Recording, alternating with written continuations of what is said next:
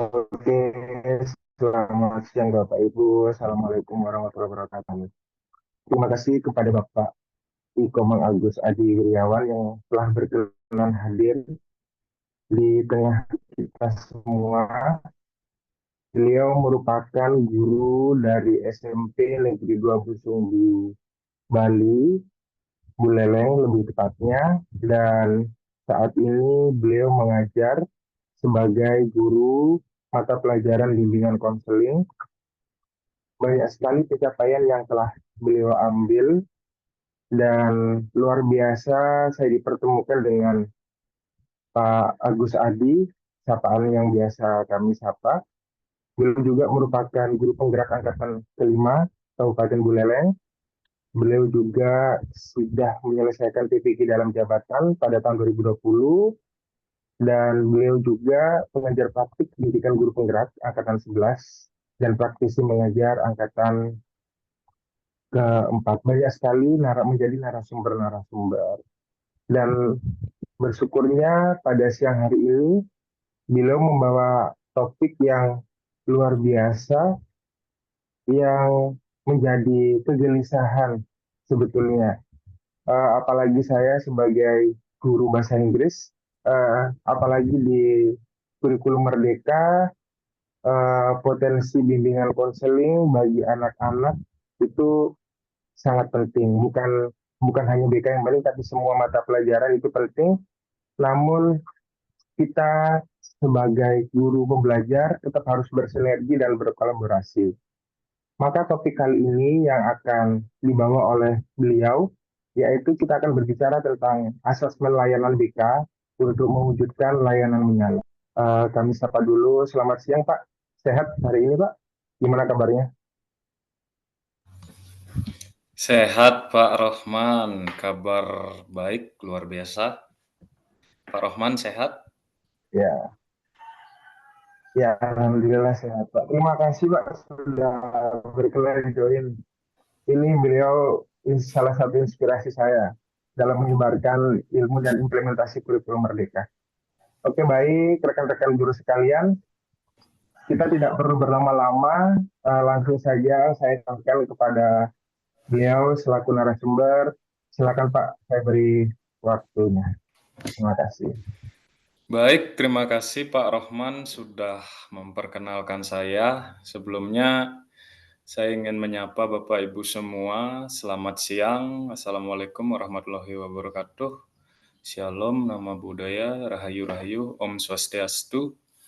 Sebelum ke materi, pertama-tama saya ingin mengucapkan terima kasih untuk Pak Rohman yang sudah memberi saya ruang dan mengundang saya untuk berbagi praktek baik terkait dengan layanan BK. Mudah-mudahan nanti apa yang saya sampaikan memberi manfaat untuk Bapak Ibu peserta dalam melaksanakan praktek layanan BK sehari-hari di sekolah sesuai dengan tuntutan dari kurikulum Merdeka. Kemudian yang kedua, saya ingin mengucapkan selamat merayakan Hari Raya Maulid Nabi untuk rekan-rekan Bapak Ibu guru, para pemeluk agama Islam, rekan-rekan Muslim.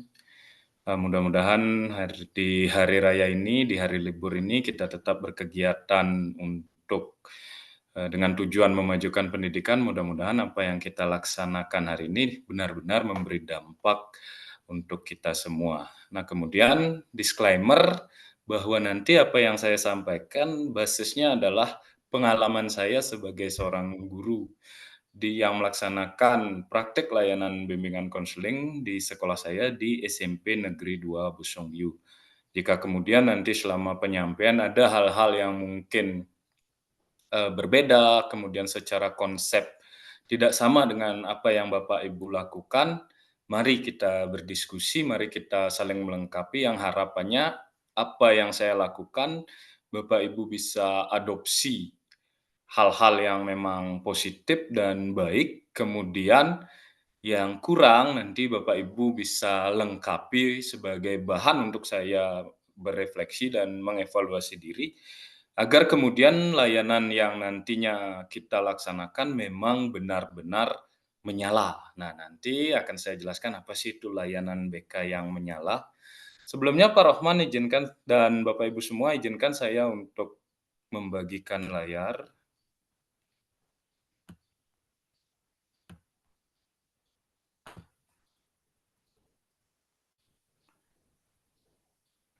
Sudah terlihat Pak Rohman dan Bapak Ibu semua? Sudah, Pak. Sudah, Pak, sudah. Sudah, Pak. Oke, baik, saya lanjutkan. Nah, seperti yang telah disampaikan oleh Pak Rohman tadi, yang menjadi tagline atau judul dari kegiatan kita kali ini adalah asesmen layanan BK untuk mewujudkan layanan BK yang menyalawi. Nah, di Bali, menyalawi ini memang sedang booming, sedang viral, dan dijadikan tagline kampanye politik pemilihan gubernur. Dan coba saya adopsi layanan BK menjadi tagline layanan BK yang menyalawi, yang nanti akan saya jelaskan apa sih yang dimaksud dengan layanan BK yang menyalawi. Nah, kemudian Pak Rohman tadi juga sudah memperkenalkan, seperti yang sudah disampaikan tadi, sehari-hari saya berdinas di SMP Negeri 2 Busundiyu sebagai seorang BK, sebagai seorang guru BK. Nah, kemudian pembahasan hari ini saya awali dulu dengan kita merefleksi kembali, mengingat kembali tentang kurikulum Merdeka, Merdeka Belajar, dan layanan BK. Mungkin Bapak Ibu semua peserta webinar yang berkesempatan hadir hari ini sudah sangat familiar, sudah sering sekali mendengar dan bahkan sudah memahami dengan baik apa sih itu kurikulum Merdeka. Nah, saya ingin merefresh sedikit bahwa kurikulum Merdeka itu adalah sebuah kurikulum yang dirancang untuk mengimplementasikan filosofi pendidikan Ki Hajar Dewantara. Telah kita ketahui bersama bahwa Bapak Pendidikan kita, Ki Hajar Dewantara, menyampaikan bahwa pendidikan itu sejatinya adalah sebuah proses untuk memfasilitasi kodrat alam dan kodrat zaman. Mungkin kita semua, Bapak Ibu semua sudah sangat familiar dengan apa itu kodrat alam, apa itu kodrat zaman. Kodrat alam itu adalah bawaan atau faktor bawaan dari anak-anak didik kita yang sudah dibawa sejak lahir. Dalam hal ini mungkin kita bisa menyederhanakannya dengan bakat, kemudian juga minat. Nah, selanjutnya yang dimaksud dengan kodrat zaman tentu saja adalah faktor yang dipengaruhi oleh perkembangan zaman. Jadi kebutuhan pembelajaran anak-anak didik kita juga sangat dipengaruhi oleh perkembangan zaman. Tentu kita semua sudah pahami bersama, sudah sangat familiar, perkembangan zaman saat ini berjalan atau bahkan berlari sangat cepat. Banyak hal yang telah berubah dan tentu saja kita perlu melakukan penyesuaian-penyesuaian. Nah, inilah barangkali yang menjadi dasar dari dilaksanakannya kurikulum Merdeka.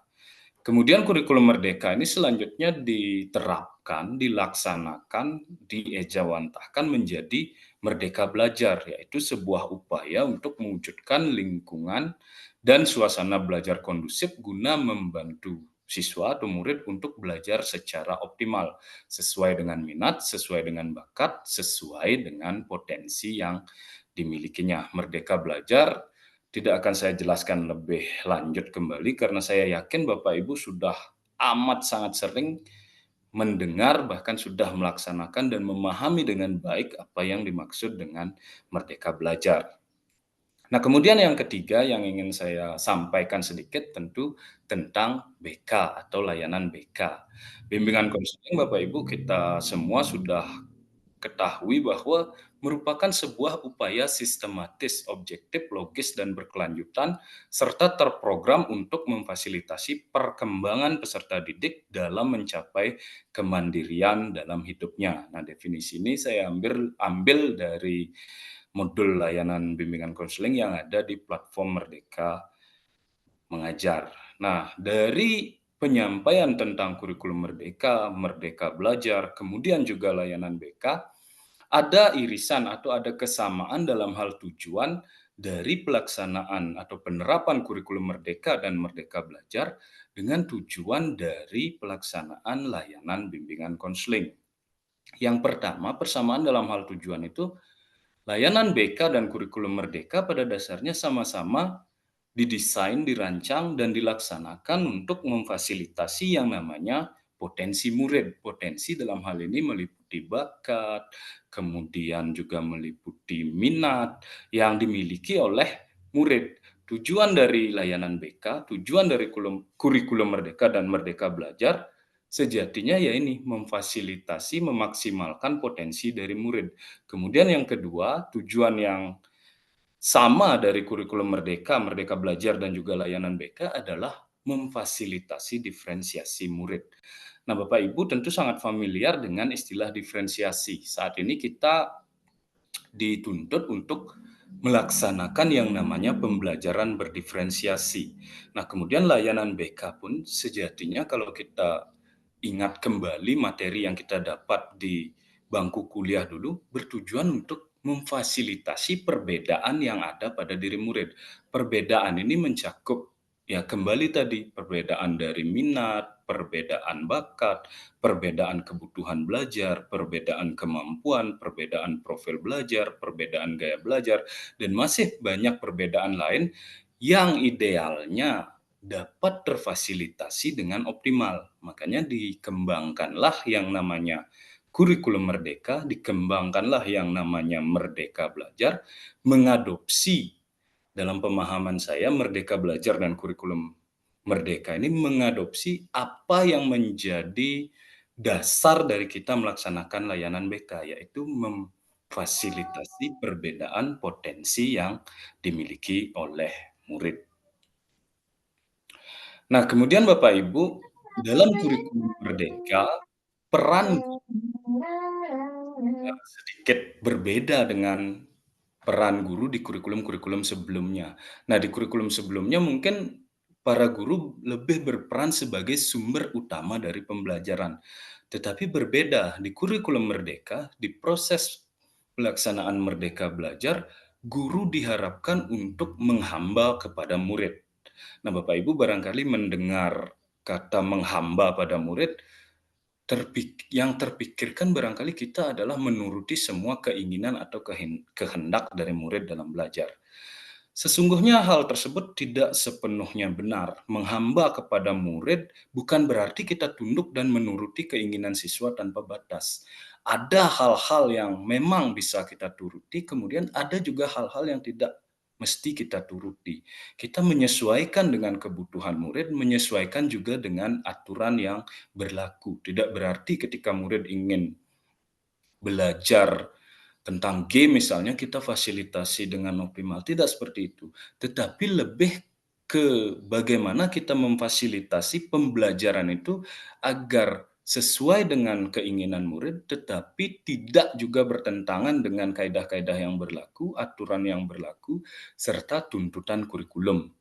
Nah, kemudian yang kedua, menghamba kepada murid ini, guru harus mampu memahami dan menghargai siswa sebagai individu yang unik dengan kebutuhan, dengan minat, dengan potensi yang berbeda-beda. Artinya kita harus menerima dan memperlakukan setiap siswa dengan baik, dengan optimal, sesuai dengan kebutuhannya, minatnya, dan potensinya. Kemudian jika mereka mungkin secara intelijensi, secara kemampuan berbeda-beda, tentu kemudian kita mesti memberikan perlakuan yang berbeda pula sesuai dengan apa yang menjadi minat, bakat, kemudian juga kebutuhan dan potensi dari murid. Yang ketiga yang tidak kalah penting, dalam kurikulum Merdeka, seorang guru harus mampu memahami latar belakang dari murid. Latar belakang yang harus dipahami itu terkait dengan aspek sosial, budaya, lingkungan siswa, sehingga kemudian kita dapat menciptakan suasana belajar yang kondusif. Guru idealnya mesti tahu latar belakang sosial dari murid, seperti apa pergaulannya, seperti apa keluarganya, kemudian apa yang menjadi kebiasaannya, apa yang menjadi budayanya, dan yang tidak kalah penting guru juga idealnya tahu lingkungan dari muridnya, lingkungan dari siswanya, apakah dia berasal dari lingkungan keluarga yang harmonis, kemudian lingkungan rumah yang memang mendukung untuk proses pembelajaran dengan optimal, atau malah dari lingkungan-lingkungan yang mungkin bisa menjadi penghambat dalam proses pembelajarannya. Sehingga kemudian dengan guru memahami latar belakang sosial dan budaya serta lingkungan ini, kemudian diharapkan proses pembelajaran dapat berlangsung dengan baik, dengan optimal, sehingga hasilnya pun kemudian diharapkan akan baik dan optimal. Nah, kemudian kita beranjak ke layanan BK. Bagaimana sih kondisi layanan BK di sekolah? Nah, Bapak Ibu barangkali bisa melihat di layar realita kondisi layanan BK yang ada di sekolah saat ini. Di banyak sekolah, layanan BK cenderung identik dengan penegakan disiplin dan berfokus pada penanganan masalah dengan metode yang membuat siswa menstigma bahwa guru BK itu seolah-olah berperan sebagai polisi sekolah. Siswa cenderung tidak suka bahkan takut dengan guru BK dan layanan BK itu sendiri. Hal ini tentu menjadi sebuah tantangan yang mesti diatasi dengan baik agar tujuan dari layanan BK dapat tercapai dengan optimal. Bapak Ibu barangkali kemarin saya sempat berdiskusi dengan Pak Rohman yang mengatakan bahwa dulu ketika menjadi murid, guru BK saya sering marah-marah, guru BK saya biasa menempeleng, guru BK saya biasa memberikan hukuman-hukuman fisik. Saya pun ketika menjadi murid mengalami peristiwa-peristiwa seperti itu. Nah, saat ini kecenderungan yang diharapkan, kemudian apa yang menjadi harapan dari kurikulum Merdeka dan proses pendidikan lewat Merdeka Belajar ini, diharapkan hal-hal seperti itu tidak lagi menjadi metode dalam layanan BK. Memang benar tugas guru BK itu salah satunya adalah untuk membangun disiplin dari murid, meningkatkan kedisiplinan murid. Tetapi bisa kita laksanakan lewat cara-cara yang mungkin lebih humanis dan pendekatan-pendekatan yang mungkin tidak melegalkan atau tidak menggunakan kontak fisik yang berlebihan. Sehingga kemudian layanan BK ini diharapkan tidak ada lagi atau tidak lagi distigmakan sebagai sesuatu yang tidak menyenangkan. Nah, apa yang menjadi tantangan atau apa sih yang menjadi persepsi dari layanan BK di kalangan siswa? Saya mencoba memetakan apa yang menjadi persepsi dari siswa atau apa yang menjadi faktor penghambat sehingga kemudian layanan BK ini tidak dapat berlangsung dengan optimal di sekolah. Yang pertama, berdasarkan pengalaman saya pribadi, saya melihat bahwa di sekolah saya dan mungkin di sekolah Bapak Ibu, banyak stigma yang salah tentang layanan BK. Kita dianggap sebagai guru yang tugas utamanya adalah menegakkan disiplin lewat hukuman-hukuman, kemudian lewat tindakan-tindakan yang mungkin agak, kalau istilahnya, sedikit represif.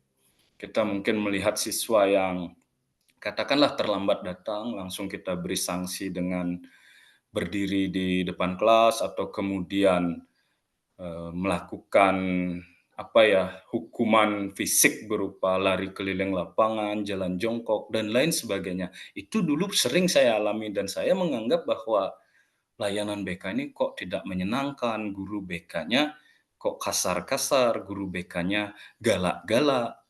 Hal inilah tentu yang mesti kita koreksi kembali, kita refleksi kembali, apakah memang benar layanan BK mesti dilaksanakan dengan metode-metode seperti yang saya sampaikan tadi. Kemudian yang kedua, yang menjadi persoalan, siswa menganggap bahwa ruang BK dan layanan BK itu adalah tempat untuk siswa yang nakal. Jadi yang memperoleh layanan BK kadang dicap negatif, oh dia anaknya nakal, dia suka melanggar, dia suka terlambat, dia punya banyak masalah. Padahal sejatinya tujuan utama dari layanan BK seperti yang saya sampaikan di awal adalah bagaimana kemudian kita mampu memfasilitasi optimalisasi potensi minat dan bakat siswa. Jika kemudian stigma bahwa layanan BK ini adalah tempat untuk siswa nakal terus ada di benak siswa, tentu proses kita untuk memfasilitasi optimalisasi potensi minat dan bakat itu akan menjadi terkendala. Kemudian yang berikutnya, sebuah persepsi yang salah guru BK itu sering dianggap galak dan menakutkan. Kenapa terjadi seperti itu? Karena banyak di antara kita mungkin masih melakukan metode-metode yang tidak sebagaimana mestinya. Sebagai contoh, memberi hukuman fisik berupa mungkin menempeleng siswa, kemudian meminta mereka untuk lari keliling lapangan, meminta mereka berdiri untuk di depan kelas ketika melakukan pelanggaran, dan lain sebagainya. Hal inilah yang membuat kita dianggap galak dan menakutkan, sehingga kemudian proses layanan menjadi tidak optimal. Kemudian yang berikutnya, yang keempat, yaitu kadang-kadang atau mungkin sering sekali bahwa siswa menganggap masuk ke ruang BK itu berarti sudah melakukan kesalahan, sudah berbuat salah. Salah dalam hal apa? Salah dalam melakukan tindakan-tindakan yang tidak sesuai dengan aturan, melanggar tata tertib, atau barangkali punya kesalahan-kesalahan lain yang membuat mereka dicap negatif, dianggap sebagai siswa yang nakal. Padahal seperti yang saya sampaikan di awal tadi, bahwa tidak selamanya layanan BK itu digunakan hanya untuk siswa yang nakal. Bahkan anak-anak yang memiliki potensi pun sejatinya memerlukan layanan BK agar kemudian potensi yang ada dalam diri mereka dapat tersalurkan dengan baik, dapat dioptimalkan, sehingga kemudian memberi manfaat tidak hanya untuk dirinya, tetapi juga orang-orang lain di sekitarnya. Kemudian yang terakhir, dan ini yang paling sering barangkali, layanan BK itu 70% atau 80% barangkali dibebankan untuk menangani pelanggaran. Pelanggaran di sini adalah pelanggaran dalam hal pelanggaran disiplin, kemudian juga pelanggaran dalam hal tata tertib sekolah. BK seolah-olah fungsi utamanya hanya untuk menangani pelanggaran. Ada siswa yang terlambat, silahkan ke ruang BK. Ada siswa yang tidak mengerjakan PR, guru mata pelajaran atau guru yang ada di kelasnya langsung meminta silahkan kamu ke ruang BK, temui guru BK. Hal seperti inilah yang kemudian membuat proses layanan BK itu menjadi tidak optimal, tidak berjalan di koridor yang sebagaimana mestinya, yaitu proses untuk memfasilitasi pengembangan potensi dan minat bakat. Nah, kemudian tentu untuk menjawab tantangan tersebut perlu langkah-langkah, perlu inovasi-inovasi yang mesti kita coba, mesti kita lakukan agar kemudian guru BK tidak lagi dicap sebagai polisi sekolah, tidak lagi dianggap sebagai guru yang berfokus menangani anak-anak yang bermasalah, tidak lagi dicap sebagai tempat untuk mengadili anak-anak yang nakal. Nah, untuk menjawab tantangan tersebut, ada modal yang telah kita miliki. Kurikulum Merdeka dan Merdeka Belajar adalah modal pertama dan utama yang kita miliki. Seperti yang saya jelaskan di awal, kurikulum Merdeka dan Merdeka Belajar pada dasarnya bertujuan untuk memfasilitasi potensi, minat, dan bakat dari murid. Demikian pula layanan BK. Sehingga ini tentu menjadi modal yang cukup besar, yang mestinya jika kita gunakan dengan baik, tentu akan bisa mengubah layanan BK ini menjadi sesuatu yang berbeda, sesuatu yang menyenangkan, dan sesuatu yang berdampak positif. Kemudian modal yang berikutnya tentu kita memerlukan kebijakan sekolah yang mendukung layanan BK. Mesti kita diskusikan bersama dengan stakeholder sekolah bahwa layanan BK ini tidak hanya sekedar untuk menangani siswa yang melanggar, tidak hanya sekedar untuk menegakkan tata tertib, tetapi banyak layanan yang bisa kita berikan yang tujuannya adalah untuk pengembangan kemudian optimalisasi potensi dari murid. Nah, modal yang berikutnya, yang ketiga, yang tidak kalah penting, kita sebagai seorang guru BK, mau tidak mau, siap tidak siap, ya mesti mulai untuk menyiapkan diri dan melaksanakan yang namanya inovasi. Sehingga kemudian tantangan yang sedemikian besar untuk mewujudkan layanan BK yang tidak lagi dianggap sebagai khusus untuk penanganan disiplin, khusus untuk penanganan masalah, bisa diwujudkan. Nah, untuk mewujudkan layanan BK yang menyenangkan, saya mencoba sebuah langkah, sebuah metode yang saya jadikan sebuah tagline, layanan BK yang menyalawi. Nah, ini merupakan sebuah akronim singkatan di mana layanan BK yang menyalawi ini berarti layanan BK yang harapannya adalah akan menjadi layanan yang pertama yang menyenangkan. Bagaimana kemudian layanan BK ini tidak dianggap sebagai sesuatu yang menakutkan, mengubah stigma dari guru BK yang galak, guru BK yang khusus untuk menangani anak-anak yang bermasalah secara etika dan disiplin, menjadi guru BK yang menyenangkan dan layanan BK yang menyenangkan. Kemudian E-nya adalah singkatan dari efektif. Harapannya adalah layanan BK ini dilaksanakan dengan efektif, berarti dilaksanakan dengan metode yang tepat dan hasilnya pun dapat dirasakan secara langsung baik oleh peserta didik maupun pihak-pihak lain yang berkepentingan. Kemudian layanan BK ini juga diharapkan akan berlangsung dalam suasana yang kondusif dan nyaman. Nyaman untuk guru, nyaman pula untuk murid.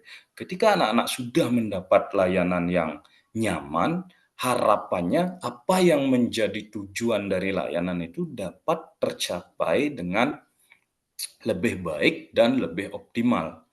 Nah, kemudian yang berikutnya, layanan BK ini diharapkan dapat dilaksanakan langsung begitu ada waktu, begitu ada persoalan yang mesti diselesaikan. Tidak lagi menunggu proses yang lama, berbelit-belit, dan ketika misalnya ada siswa yang mengalami masalah dan memerlukan layanan, harapannya layanan BK, kita sebagai guru BK langsung menindaklanjuti, tidak lagi menunda-nunda, seperti misalnya, oh nanti setelah jam istirahat ya, oh nanti Bapak cari waktu dulu ya, oh nanti tunggu dulu izin dari kepala sekolah, tunggu dulu Bapak berdiskusi dengan wali kelas. Tidak seperti itu, tetapi kita langsung menindaklanjuti begitu ada persoalan yang muncul. Bahwa kemudian kita perlu waktu, perlu ruang yang lebih lama untuk menyelesaikan persoalan ini, barangkali didiskusikan nanti dengan klien selama proses itu berlangsung. Nah, yang berikutnya, A-nya ini adalah adaptif. Sebagai guru BK, kita harus bisa beradaptasi dengan apa yang menjadi permasalahan, apa yang menjadi kebutuhan dari murid, dan tentu saja apa yang menjadi perkembangan dari zaman. Dengan layanan yang adaptif, harapannya kita bisa memberikan layanan yang sesuai dengan kebutuhan murid, kemudian juga metode-metode yang kita gunakan memang benar-benar mengadaptasi dari perkembangan zaman, sehingga kemudian siswa merasa senang, merasa nyaman dalam melaksanakan layanan. Dan yang terakhir, we ini berarti with involved intention. Tujuannya adalah dengan tujuan untuk proses di mana layanan BK ini sepenuhnya melibatkan murid atau melibatkan klien. Jadi kita tidak lagi menjadi sumber dari pemecahan segala persoalan yang dialami murid, tetapi kita memfasilitasi murid untuk terlibat aktif dalam proses layanan BK, sehingga kemudian solusi dari permasalahan yang dialaminya adalah memang benar-benar bisa bersumber dari dirinya, sehingga kemudian komitmen untuk menyelesaikan masalah itu dan solusinya ditemukan bersama-sama, disepakati bersama-sama, yang harapannya kemudian lebih efektif dan bisa menyelesaikan persoalan yang dialami murid dengan lebih optimal. Nah, kemudian apa yang mesti kita lakukan untuk mewujudkan layanan BK yang menyala? Nah, saya mencoba membuat sebuah kalau dikatakan standar operasional sih mungkin terlalu formal, tapi saya mencoba merangkum langkah-langkah untuk melaksanakan layanan atau untuk mewujudkan layanan BK yang menyala. Yang pertama, untuk mewujudkan layanan yang menyala ini dimulai dari proses pengumpulan data. Pengumpulan data yang dimaksud adalah data dari murid, data dari permasalahan yang dialami murid. Kita mesti sebagai seorang guru BK, kita mesti memiliki data yang komprehensif sehingga kemudian dalam proses pelaksanaan layanan memang benar-benar didasari data yang komprehensif sehingga hasilnya pun dan prosesnya pun diharapkan lebih optimal. Kemudian yang kedua, setelah mengumpulkan data, tentu kita perlu menganalisis data. Data mana sih kira-kira yang berkaitan dengan permasalahan yang dialami murid? Apa sih yang menjadi kebutuhan murid? Di sanalah kita perlu melakukan analisis. Analisis ini barangkali merupakan proses yang sangat menentukan keberhasilan dari program, keberhasilan dari rencana pelaksanaan layanan, keberhasilan dari proses kita memberikan layanan kepada murid. Nah, kemudian setelah kita mengumpulkan dan menganalisis data, tentu kita mesti menyusun sebuah program.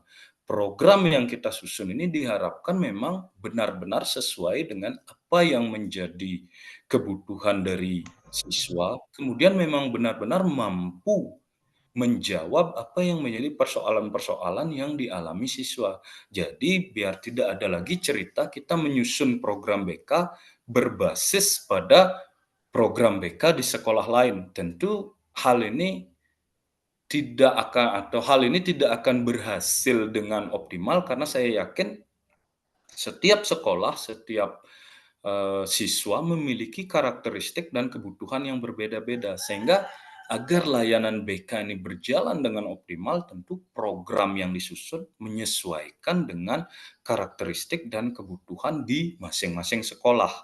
Nah, kemudian setelah kita mampu menyusun program dengan baik dan optimal, tentu kita harus melaksanakannya dengan baik dan optimal pula. Laksanakan program-program yang memang benar-benar telah kita susun, bahwa kemudian selama proses pelaksanaan layanan ada penyesuaian-penyesuaian, tentu kita bisa atur sepanjang itu memang tidak bertentangan atau tidak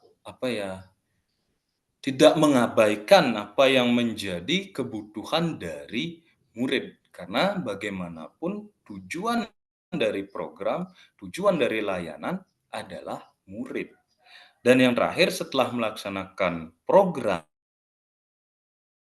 jangan lupa untuk mengevaluasi dan merefleksi program.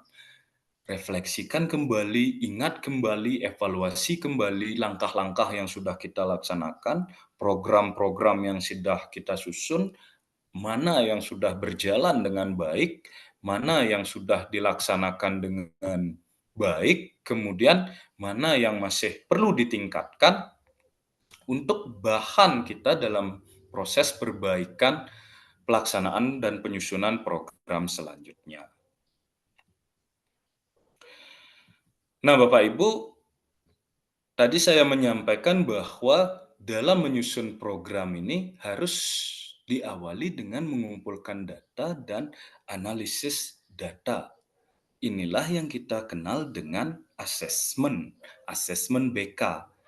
Sedikit saya jelaskan tentang asesmen. Asesmen adalah proses pengumpulan dan pengolahan informasi untuk mengetahui kebutuhan belajar, perkembangan, dan pencapaian hasil belajar peserta didik yang hasilnya kemudian digunakan sebagai bahan refleksi serta landasan untuk meningkatkan mutu pembelajaran.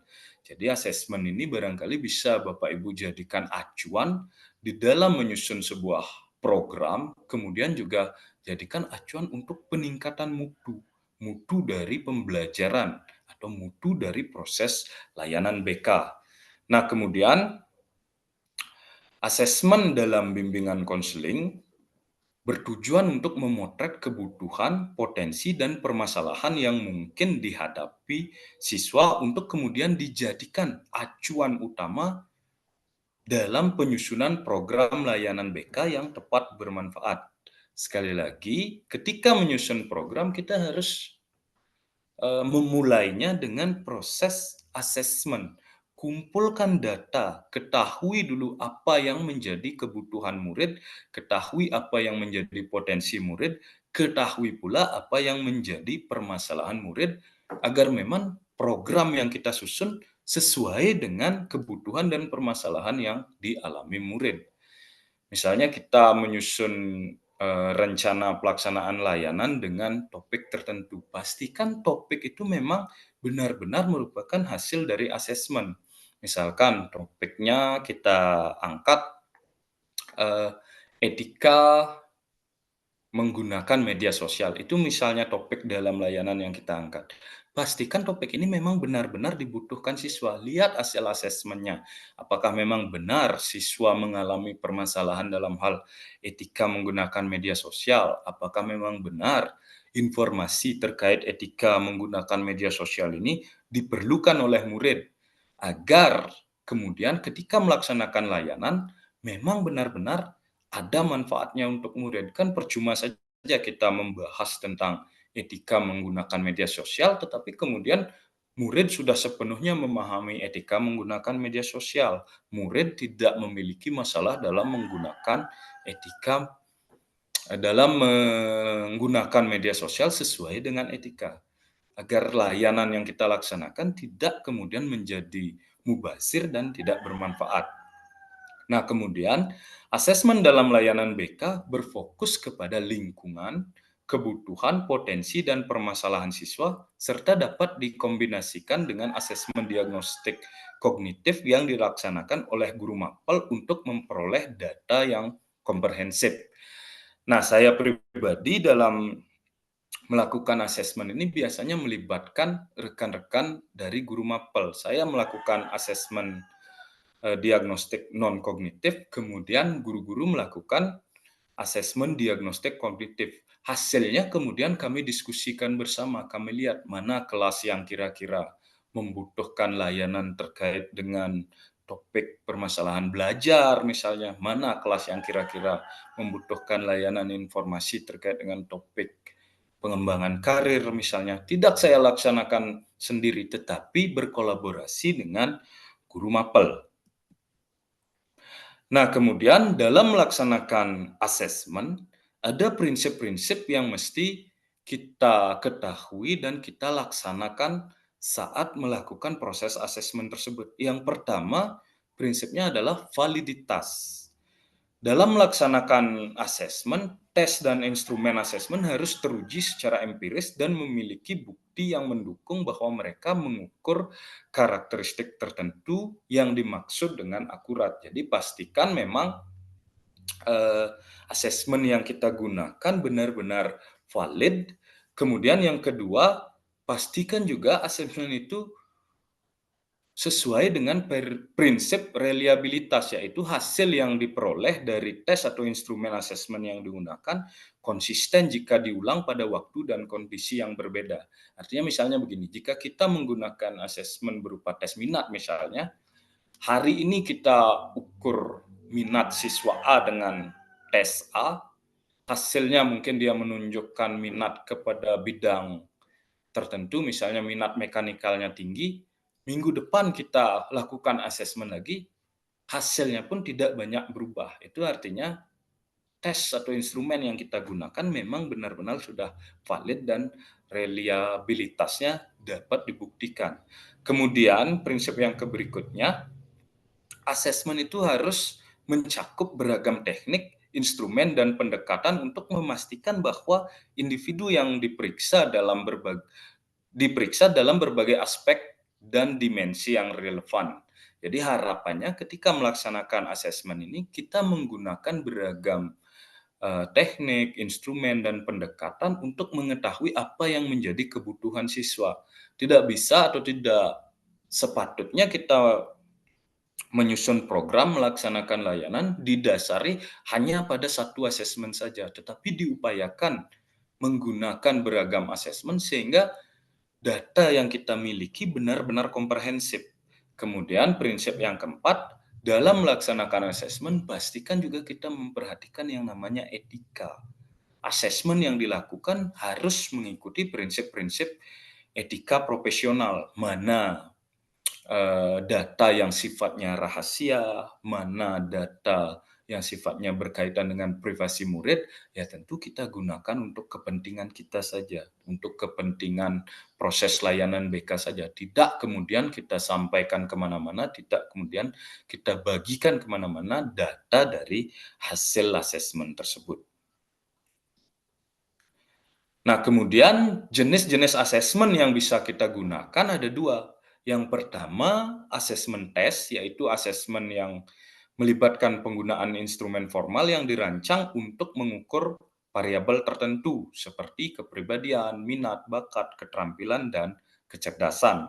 Contoh asesmen tes yang sering digunakan dalam layanan BK dalam bimbingan konseling yaitu tes kepribadian, tes IQ, tes minat, maupun tes bakat.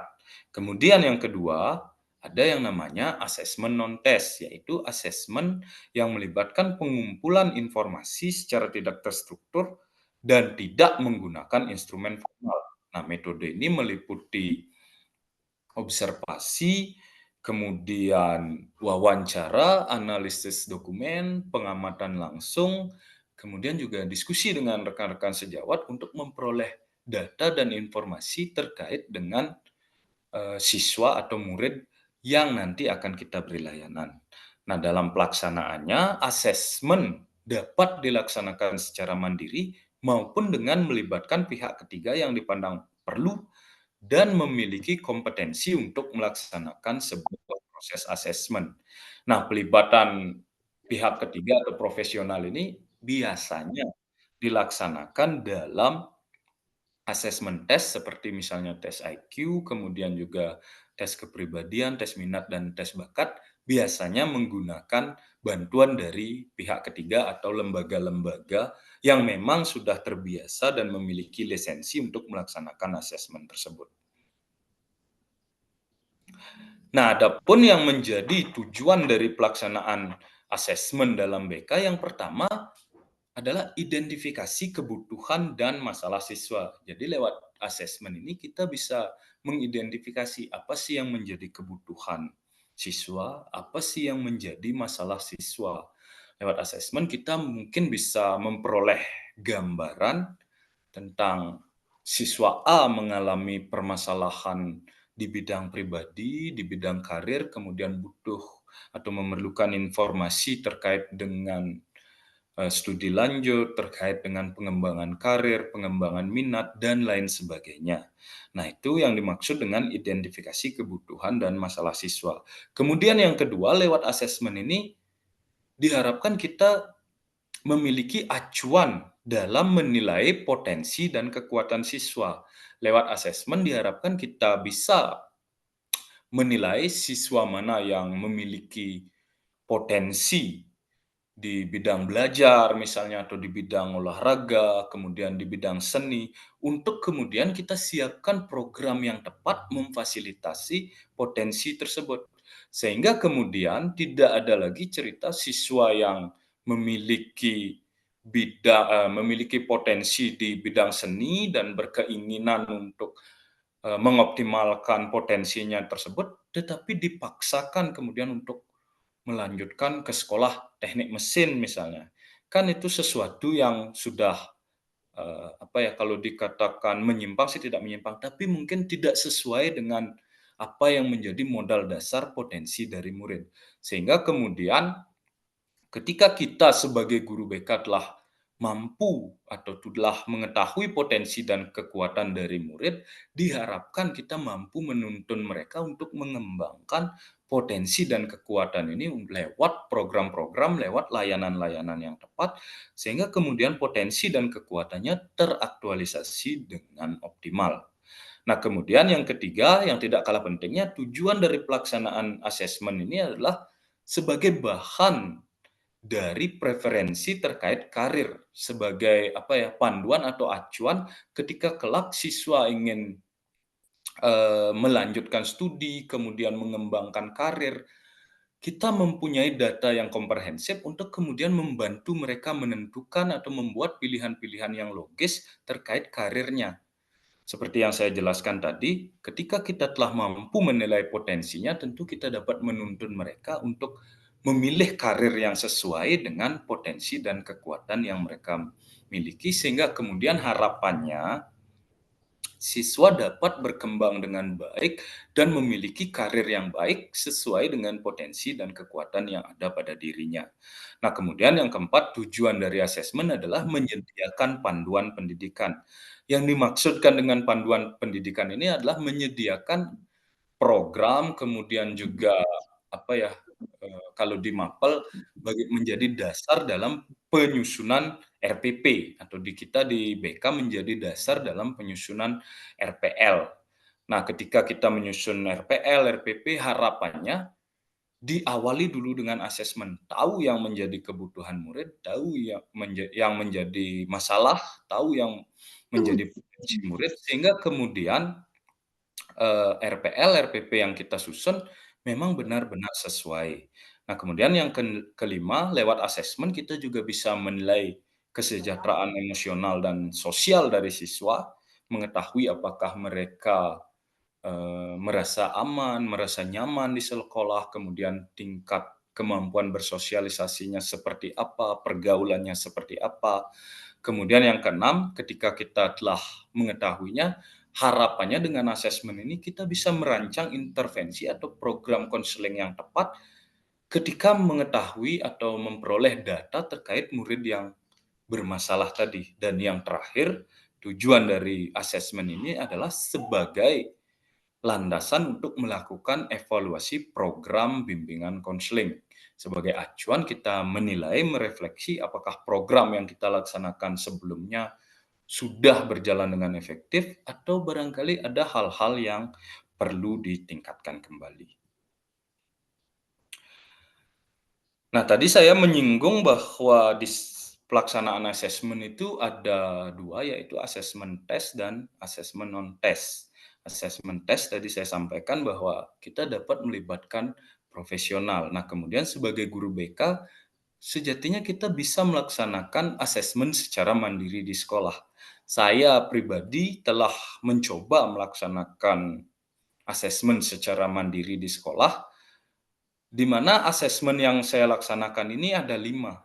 Yang pertama yaitu asesmen diagnostik non-kognitif atau asesmen gaya belajar. Ya, tujuannya saya kira kita pahami bersama dan sudah sangat jelas sekali, yaitu asesmen untuk mengetahui gaya belajar murid. Apakah murid memiliki kecenderungan atau dominan di gaya belajar auditori, visual, atau kinestetik. Harapannya ketika telah melaksanakan asesmen ini dan memiliki data yang komprehensif, layanan yang kita laksanakan sebagai guru BK memang benar-benar mengadopsi atau dibuat dan didesain mengakomodir gaya belajar dari maaf, barangkali di mute dulu sebentar Bapak Ibu. Oke, baik, saya lanjutkan. Kemudian asesmen mandiri yang berikutnya yang saya laksanakan adalah angket kebutuhan peserta didik. Nah, di awal tadi saya menyampaikan bahwa program layanan BK atau layanan BK hendaknya dilaksanakan untuk memfasilitasi kebutuhan dari murid.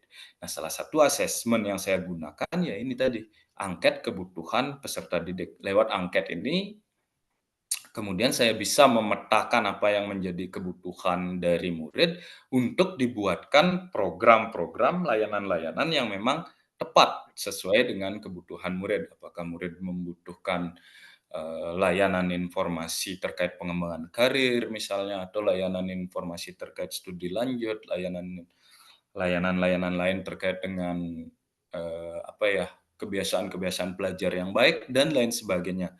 Lewat angket kebutuhan peserta didik inilah saya kemudian membuat program-program yang harapannya memang sesuai dengan apa yang dibutuhkan.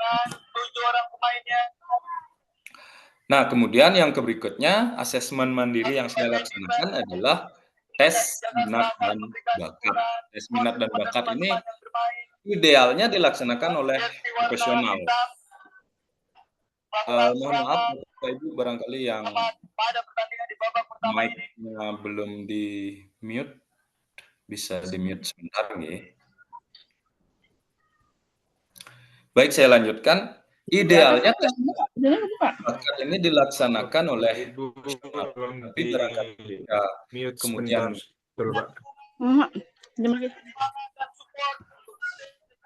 mohon maaf Bapak Ibu, barangkali yang belum di mute. Tim DKI Jakarta ditunggu di sana, Kalimantan Timur. Serangan Ibu Ria Anggraini barangkali mohon di mute sebentar. Oke, terima kasih.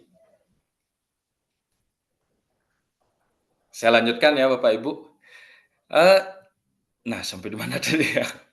Tes minat dan bakat ini idealnya dilaksanakan oleh profesional, tetapi yang menjadi persoalan biasanya jika dilaksanakan oleh profesional, tentu kita membutuhkan pendanaan yang cukup, dan ini biasanya menjadi persoalan karena di Bali atau di tempat saya tidak diperkenankan melakukan pungutan, sehingga kemudian saya mencoba mensiasati dengan mencoba mengembangkan sendiri tes minat dan bakat yang sederhana, yang saya jadikan acuan melihat minat dan bakat dari siswa saya.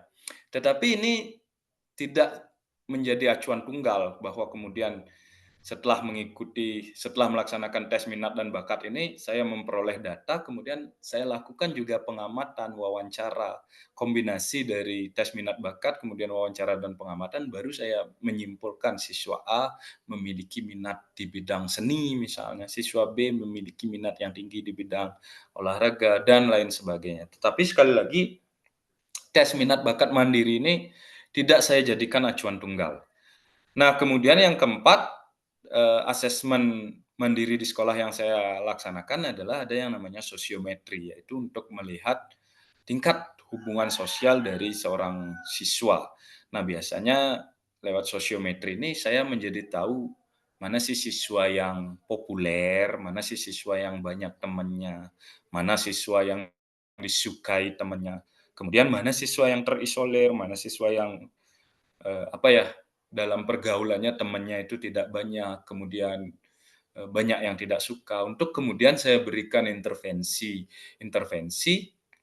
untuk siswa yang terisolir, kemudian siswa-siswa yang populer, biasanya saya jadikan role model, kemudian saya jadikan saya daya gunakan, saya manfaatkan untuk mendukung program-program sekolah. Misalnya saya jadikan duta anti perundungan, agen anti perundungan, kemudian saya minta untuk mensosialisasikan beragam informasi dengan harapan ketika mereka siswa itu sudah dilibatkan, tumbuh kepemilikan sehingga hasilnya diharapkan lebih optimal. Nah, kemudian asesmen mandiri yang kelima adalah wawancara. Wawancara yang saya laksanakan biasanya tentu dengan murid, tidak semua memang, tetapi beberapa murid yang saya anggap memiliki potensi, kemudian memiliki kebutuhan tertentu yang mesti difasilitasi, dan yang tidak kalah penting ya tentu saja murid yang memiliki persoalan atau permasalahan. Selain itu, saya juga melakukan wawancara dengan pihak-pihak terkait yang dipandang perlu seperti orang tua, kemudian rekan sejawat sesama guru, pegawai, dan bahkan kepala sekolah, untuk kemudian memperoleh data yang semakin kaya, semakin komprehensif, sehingga kemudian program yang disusun ini memang benar-benar memotret potensi, memotret kebutuhan, kemudian juga diharapkan menjadi acuan yang baik dalam upaya optimalisasi minat dan bakat dari murid. Nah, kemudian Bapak Ibu, barangkali ini sudah tiba di penghujung. Bagaimana sih kemudian kita mewujudkan layanan BK yang menyala, kemudian bagaimana sih kemudian kita melayani siswa menuju kesejahteraan psikologis yang optimal? Saya merangkum langkah-langkah yang mesti kita lakukan sebagai seorang guru BK menjadi 4 langkah dalam melayani siswa dengan baik dan optimal menuju well-being. Yang pertama, sekali lagi dalam bekerja harapannya kita selalu berbasis kepada data. Lakukanlah asesmen non-kognitif sesuai dengan kewenangan kita sebagai seorang guru BK untuk memperoleh data yang komprehensif. Sekali lagi kita mesti bekerja berbasis data. Tidak boleh kita memberikan layanan klasikal, kemudian layanan kelompok, bahkan layanan konseling individu berbasis pada apa yang menjadi keinginan kita. Tetapi sekali lagi kita harus melaksanakan layanan ini berbasis kepada data. Untuk memperoleh data tentu kita harus melaksanakan yang namanya asesmen. Nah, kemudian yang kedua, sebagai seorang guru BK agar tidak lagi kita distigmakan negatif yang aneh-aneh, dianggap sebagai polisi lah, dianggap kemudian berfokus pada penegakan disiplin semata, dianggap sebagai guru yang suka menghukum, lakukanlah inovasi. Inovasi ini tidak hanya berupa sesuatu yang sifatnya berkaitan dengan teknologi, tetapi inovasi yang tidak kalah penting adalah bagaimana kita melayani. Yang dulunya mungkin Bapak Ibu guru dalam melaksanakan layanan BK berfokus kepada disiplin, kemudian sering menggunakan kata-kata yang agak keras, bahasa yang agak kasar. Mari perhalus sedikit intonasi, gunakan bahasa-bahasa yang lebih lembut, perlakukan siswa dengan lebih baik. Tidak harus kok dengan marah-marah. Mari kita coba berinovasi dari segi layanan dulu.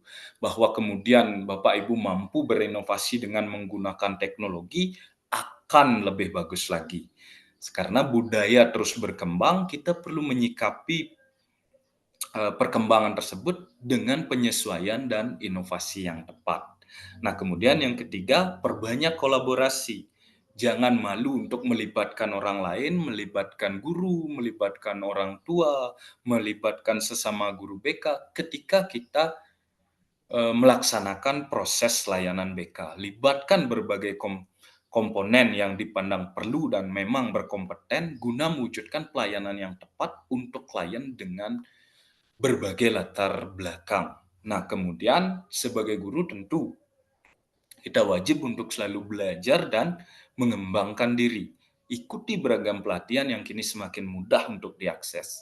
Lewat webinar-webinar, lewat kombel-kombel, lewat YouTube, lewat TikTok, lewat Facebook, dan lain sebagainya. Banyak sekali media untuk kita meningkatkan kompetensi, mengembangkan diri, sehingga harapannya ketika kita sudah melakukan pengembangan diri dengan baik, ada inovasi-inovasi yang bisa kita lakukan, ada kolaborasi-kolaborasi yang kita bangun, sehingga kemudian layanan yang kita laksanakan bisa berjalan dengan lebih baik, dan semakin baik. Nah, saya kira itu pemaparan singkat dari saya. Sebelum saya kembalikan ke moderator, saya ingin menyampaikan sebuah kutipan, bukan kutipan sih, sebuah quote barangkali. Saya percaya bahwa kita semua menyala di tempat, waktu, dan mata yang tepat. Nah, sebagai guru BK, mari kita bekerja dengan baik, bekerja dengan optimal, tidak lelah belajar, tidak lelah untuk inovasi agar kita stigma negatif tentang BK dan guru BK perlahan bisa dikikis sehingga kemudian harapannya para guru BK, kita semua para guru BK bisa menyala di tempat, waktu, dan mata yang tepat. Nah, demikian pemaparan materi dari saya. Selanjutnya, mari kita berdiskusi, mari kita saling melengkapi, mari kita berbagi pengalaman, sehingga materi yang saya sampaikan tadi bisa dipertajam, kemudian nanti implikasinya dalam pelaksanaan layanan BK di sekolah bisa semakin baik, dan semakin baik. Terima kasih, saya tutup dengan menghaturkan salam dan permohonan maaf jika selama penyampaian tadi ada kata-kata yang kurang berkenan. Waktu saya kembalikan ke moderator. Silakan Pak Rohman. Wah, luar biasa ya Bapak Ibu, penjelasan yang sangat berarti dan bermanfaat untuk kita semua. Mungkin bisa diberikan reaksi, silakan memilih. Luar biasa. Semoga kita bisa mendapatkan inspirasi dari Bapak Agus Adi. Ini menarik sekali karena di era yang seperti ini kita sebagai guru dituntut harus mempunyai kemampuan sosial emosional yang kita harus bisa menjadi motivator, inspirator, itu akan menjadi nyaman seperti itu. Wah, rupanya sudah ada yang mengacungkan tangannya, dari Pak Taufik Prajab UPI. Eh, untuk sesi kali ini mungkin kita bisa mulai dari Pak Taufik, dari Taufik Prajab UPI ya Pak. Untuk Bapak Ibu yang ingin bertanya, silakan memilih reaksinya. Terima kasih. Silakan Pak. Baik, 1, 2, 3 cek. Bapak Ibu terdengar suara saya?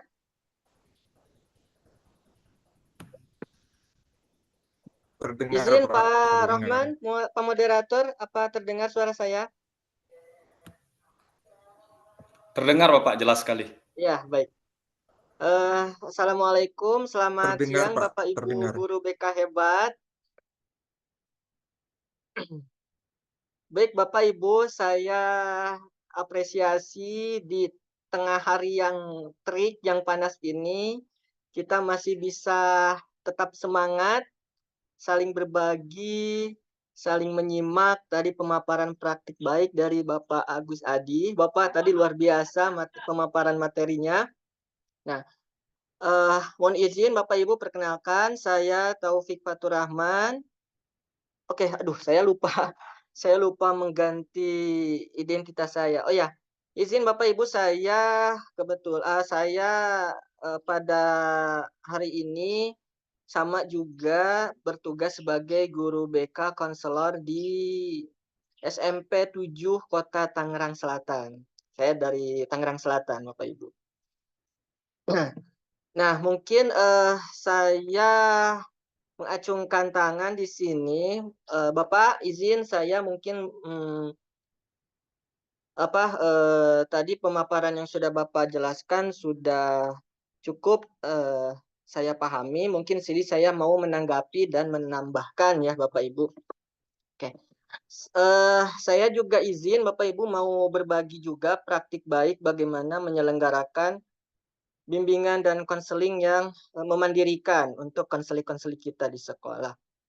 Nah, harapan kita menyelenggarakan layanan BK yang memandirikan, yang menyala itu tentunya ya keinginan kita semuanya. Nah, tadi Pak Agus Adi sudah menyampaikan seperti apa langkah-langkah konkret yang bisa kita lakukan supaya kita bisa menyelenggarakan hal itu dengan baik, termasuk tantangan-tantangan yang kita temui dari konseling kita atau dari rekan guru yang lain. Nah, mungkin di sini saya mau menambahkan sepengalaman saya, Bapak, Ibu, untuk mencapai sebuah layanan bimbingan konseling yang menyala, yang memandirikan, ya saya juga sependapat dengan Bapak Agus. Jadi kita awali dengan asesmen. Menurut saya asesmen itu adalah hal yang pokok, hal yang mendasar karena itu menjadi landasan empirik bagi kita untuk menyelenggarakan layanan. Asesmen tentunya yang berada dalam kewenangan kita, asesmen non-tes, karena asesmen tes itu memang bukan wilayahnya kita, tetapi sudah jelas itu kewenangannya dari tenaga profesional yang lain seperti tenaga psikolog. Namun apabila diperlukan, kita memang bisa berkolaborasi dengan stakeholder dari luar sekolah, tentunya dengan pendanaan juga yang perlu diperhitungkan. Namun untuk sementara saya di sekolah masih menggunakan asesmen non-tes yang masih jadi wilayah kita. Adapun alat-alat instrumen yang digunakan itu meliputi inventori tugas perkembangan dan sosiometri. Nah, dari asesmen sebetulnya kita sudah bisa melihat nih seperti apa kebutuhan-kebutuhan yang dirasakan oleh konseling kita, termasuk harapan dari lingkungan sekolah, harapan dari pimpinan, sampai dengan harapan dari Bapak Ibu orang tua wali. Nah, kalau di sekolah supaya saya bisa menyelenggarakan layanan BK yang menyala itu, dari hasil asesmen saya petakan menjadi 3 kategori Bapak Ibu. Ada kategori yang sudah melampaui harapan atau ada di atas rata-rata. Nah, itu konseli itu saya layani juga. Saya layani juga tentunya dengan treatment atau pendekatan yang berbeda. Saya suka menjadikan mereka sebagai mentor-mentor saya yang nantinya bisa ikut terlibat dan berkontribusi untuk mengembangkan dirinya dan mengembangkan lagi teman-temannya yang lain. Nah, kemudian saya untuk anak yang dari hasil asesmen yang berada di atas rata-rata itu, ya saya suka menyelenggarakan layanan bimbingan kelompok, Bapak Ibu. Karena bimbingan kelompok itu memang fungsinya untuk mengakselerasi atau pengayaan supaya perkembangan mereka yang sudah lebih maju itu bisa ditularkan lagi pada teman-temannya yang lain di kelas. Nah, kemudian untuk konseli-konseli kita yang perkembangannya rata-rata yang memang banyak, nah saya tentunya menyelenggarakan layanan bimbingan klasikal dengan metode-metode dan teknik yang inovatif, tentunya yang berpusat pada konseli kita. Saya kalau misalnya tujuannya itu mengharapkan afeksi, sikap atau tingkah laku, saya lebih suka mengembangkan metode atau teknik yang lebih konkret gitu Bapak Ibu. Bisa demonstrasi, simulasi, kadang juga dramatisasi, apalagi untuk membantu anak menyadari tingkah laku bully-membuli atau perundungan. Saya lebih suka menggunakan metode yang dramatisasi supaya anak itu bisa merasakan seperti apa mereka mengalami bully-membuli yang sering terjadi di lingkungan mereka. Kalau misalnya diupayakan, saya suka menghindari metode-metode yang satu arah seperti metode ceramah atau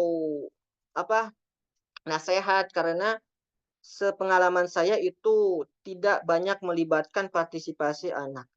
Nah, kemudian untuk yang perkembangannya di bawah rata-rata atau belum memenuhi harapan, ya tentunya saya lebih suka menggunakan layanan konseling kelompok untuk persoalan-persoalan atau gejala yang mirip-mirip supaya bisa seperti sapu jagat gitu Bapak Ibu. Satu gejala, satu persoalan untuk 4-5 orang itu bisa diselesaikan dalam satu pertemuan. Tapi kalau misalnya sudah benar-benar akut, itu persoalannya memang sudah lebih berat, ya saya lebih suka membantunya lewat konseling individual seperti itu.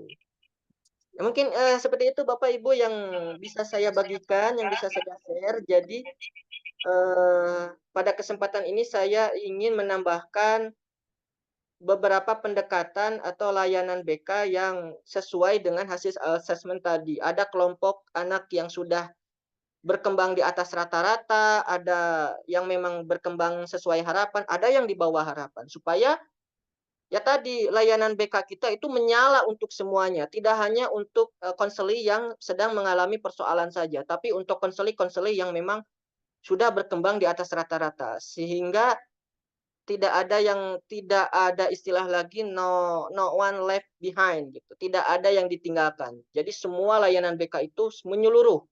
Layanan BK untuk semua. Guidance for all.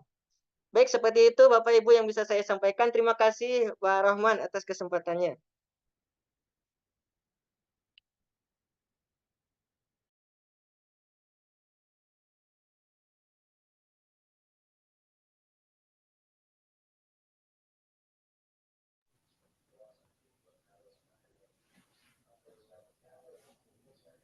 Luar biasa ya, akhirnya kita bisa saling berbagi praktik apa yang sudah disampaikan Pak Agus tadi, sangat sinergi dan sangat juga bisa menginspirasi apa yang dijelaskan oleh Pak Taufik. Sebelum menutup kegiatan ini, nanti ada sesi foto bersama Bapak Ibu, dimohon untuk menyalakan kameranya. Namun sebelum itu, sebagai ucapan terima kasih dari komunitas belajar, saya itu Pak Agus Adi yang telah berkenan dan berbagi praktik baiknya dalam memberikan penjelasan apa sih layanan menyala bagi bimbingan konseling.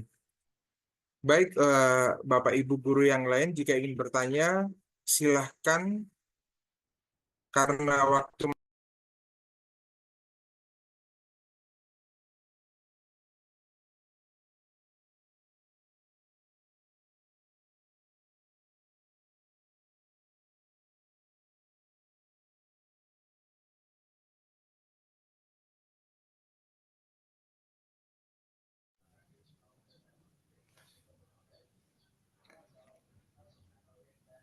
Nampaknya Pak Rohman sedang mengalami kendala.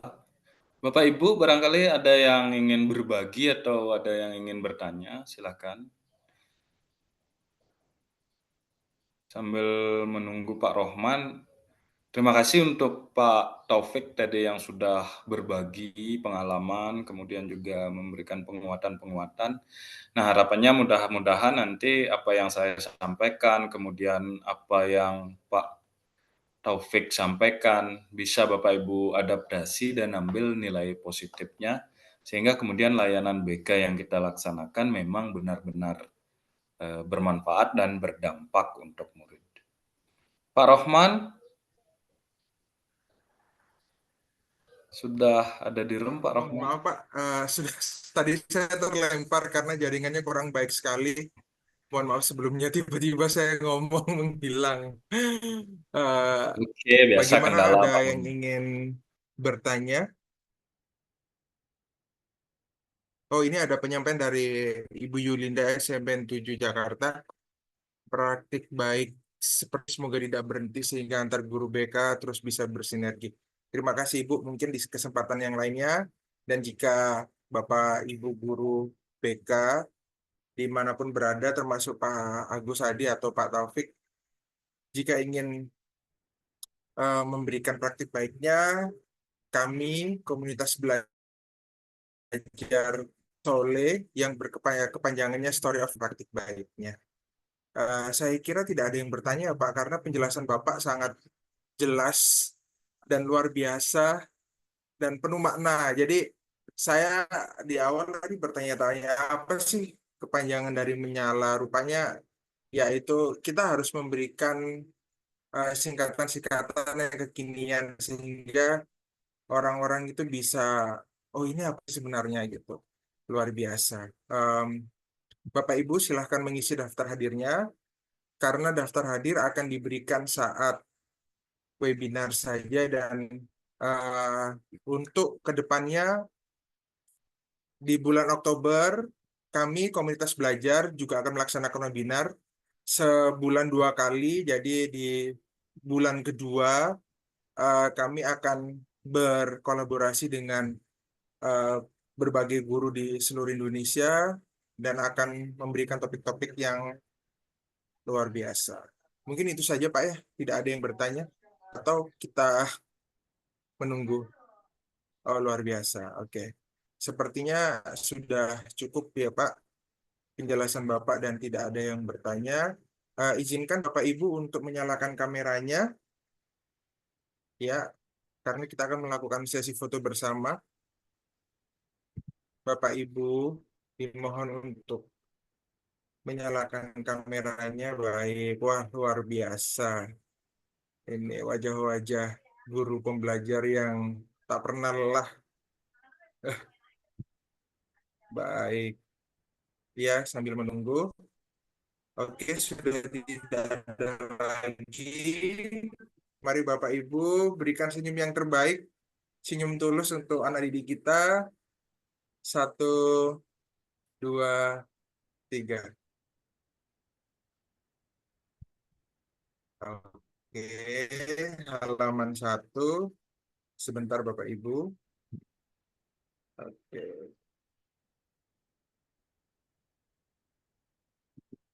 Baik, halaman kedua.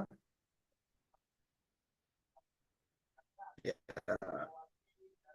halaman kedua, berikan senyuman yang terbaik. 1, 2, 3. Oke.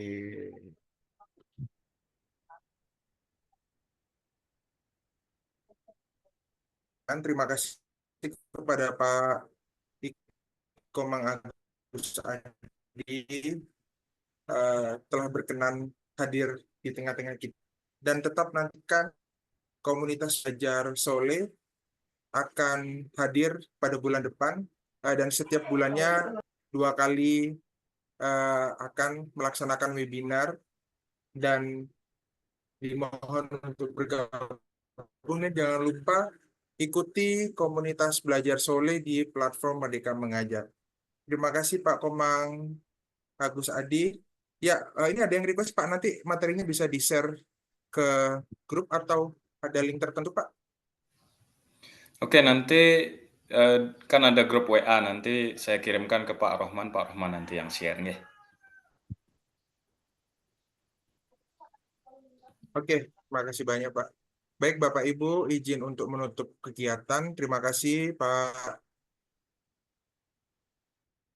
Komang Agus Adi. Bapak Ibu semua, izin menutup kegiatan. Ya, sore.